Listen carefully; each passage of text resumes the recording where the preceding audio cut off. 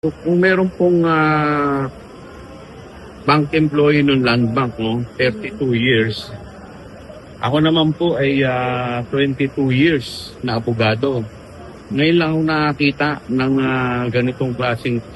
ganitong klaseng kaso kung saan pinasuhan yung mga congressman natin dahil hindi sila nag-oppose sa committee hearing at ako naman dahil ako ay nag-manifest.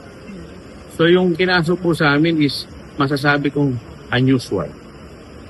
Diba? Kung doon sa sinasabi nila may mga withdrawal na malalaking transaction unusual, dito naman masasabi ko naman itong kinaso sa amin ay unusual din.